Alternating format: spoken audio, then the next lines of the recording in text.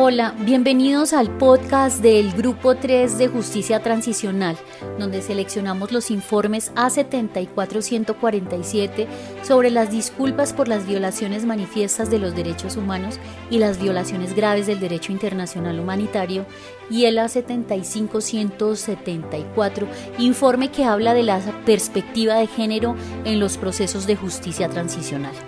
El primer informe adopta un enfoque de disculpas centrado en las víctimas y una perspectiva de género sobre el tema, con miras a elaborar un plan práctico para ayudar a concebir y ofrecer disculpas más efectivas.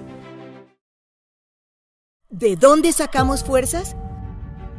Somos mujeres víctimas de todo tipo de violencia, dentro y fuera del conflicto armado, obligadas a transformar nuestra vida, adaptándonos a roles asignados en medio de una sociedad patriarcal que profundiza la desigualdad e injusticia hacia las mujeres, normalizando todas las formas de violencia ejercidas a lo largo de nuestra historia. En el contexto de la justicia transicional que vimos en el informe, es fundamental la visibilización de las violaciones de género, el empoderamiento de las víctimas y sobrevivientes, la promoción de la igualdad y la no discriminación. En cada uno de ellos juega un papel muy importante el tema de las disculpas públicas e integra además una perspectiva de género y envía un mensaje claro sobre el compromiso con la igualdad de género y la no discriminación, además de darles una voz en el proceso de justicia transicional a todas las víctimas sobrevivientes. Lo anterior es esencial para construir una sociedad más justa y equitativa. En el informe presentado por el relator se destaca que uno de los aspectos a tener en cuenta es que las disculpas públicas deben enmarcarse dentro del pilar de la reparación, uno de los 4 elementos constitutivos de la justicia transicional. Y para que estas disculpas públicas puedan considerarse como reparación por el daño sufrido por las víctimas, deben conllevar un reconocimiento de un daño infligido, una admisión veraz de responsabilidad individual, una declaración pública de remordimiento o arrepentimiento relacionado con el acto u omisión, una garantía de no repetición. Las disculpas públicas pueden ser parte de un proceso más amplio que incluye reformas institucionales y educativas para prevenir la repetición de violaciones en el futuro. Somos mujeres que han padecido las violencias por parte de todos los actores en conflicto, paramilitares, ejército, policía y guerrillas en nuestros cuerpos y vínculos más cercanos. El Estado ha sido indiferente para protegernos de nuestras victimizaciones, consolidando una cadena sin fin de violaciones a nuestros derechos humanos. En una segunda parte del informe es muy importante porque se analiza el marco jurídico y la jurisprudencia internacional sobre las disculpas.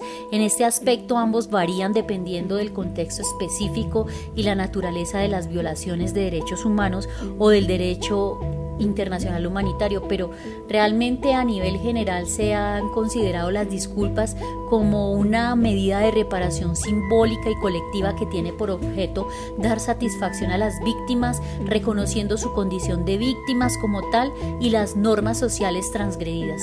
Convenciones y tratados internacionales dan cuenta de las exigencias que se hacen a los estados partes para que se condene y prohíba la discriminación racial contra las mujeres y se tomen medidas efectivas para eliminarlas. Las mujeres hemos tenido que asumir sobrecargas en el cuidado de nuestras familias, pobreza y ausencia de garantías de vida digna, el peso de la culpa y el miedo, estigmatización por ser lideresas o defensoras de la vida, discriminaciones históricas por ser mujeres que se acentúan si también somos pobres, negras, indígenas o campesinas.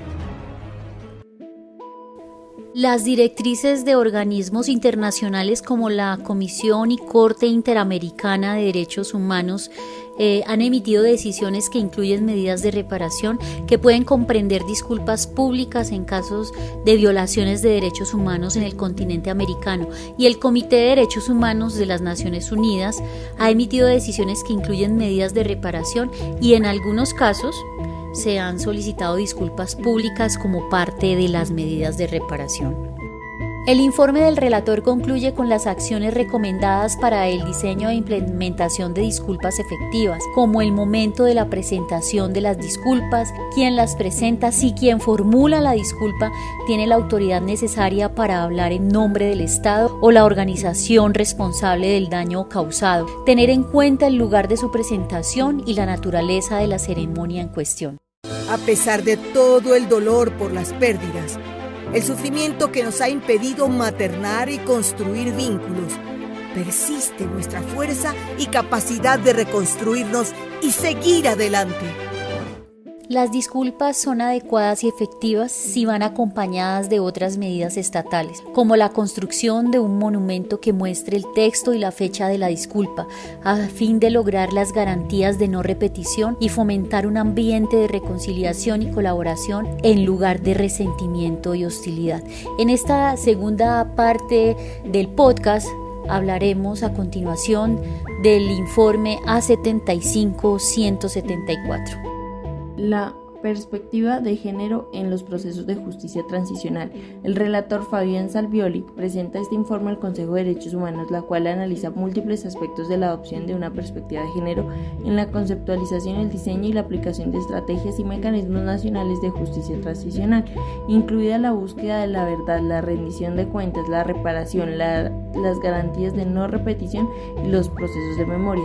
En primer lugar, es importante mencionar que las comisiones de la verdad son un instrumento para dar visibilidad a las víctimas y facilitar su participación. Además, hacer hincapié en las personas, comunidades o poblaciones históricamente sometidas a discriminación, incluyendo a las mujeres.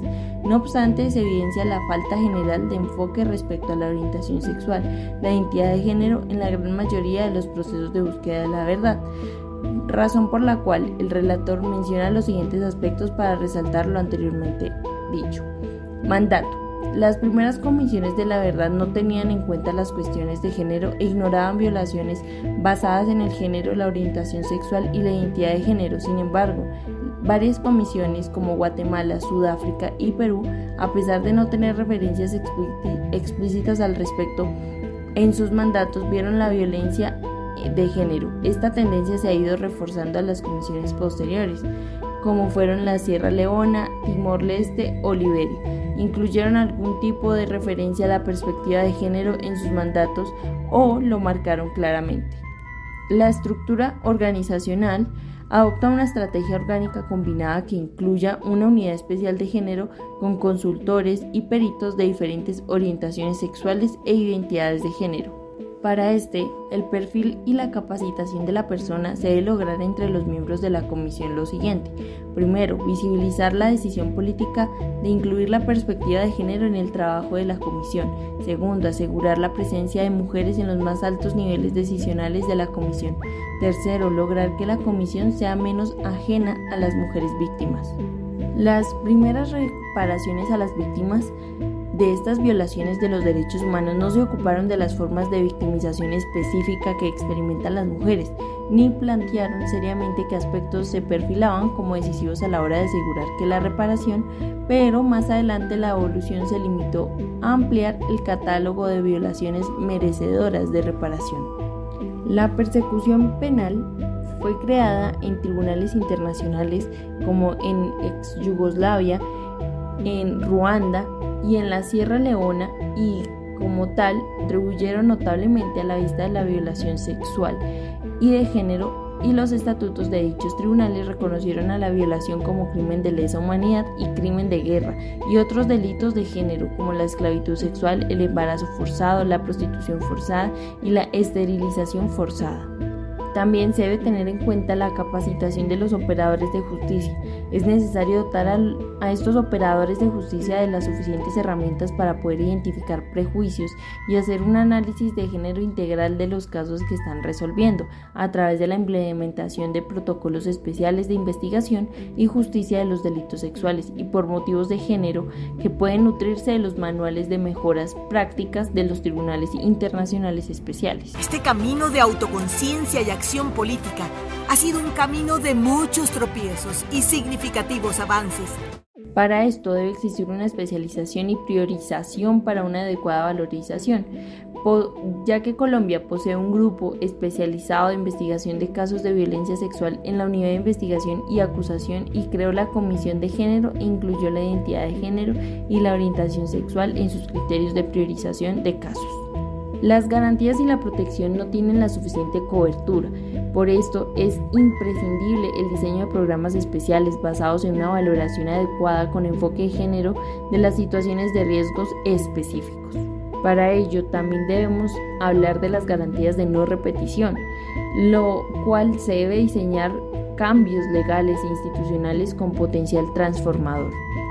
Y las reformas normativas e institucionales con perspectiva de género, estas deben basarse en un diagnóstico de las relaciones entre la desigualdad de género preexistente y la violación sexual y de género con miras a su erradicación. Y finalmente, la educación debe ser estructurada para superar los niveles de marginación y exclusión del pasado, y la memoria, es el quinto pilar de la justicia transicional. Dicho esto, la memoria garantiza la no repetición y la participación, que garantiza la organización de procesos. Este podcast fue realizado y presentado por Alexa Urán Córdoba, Brenda Sánchez Puentes, Julián David Ruiz Barajas y Patricia Gallo Calat.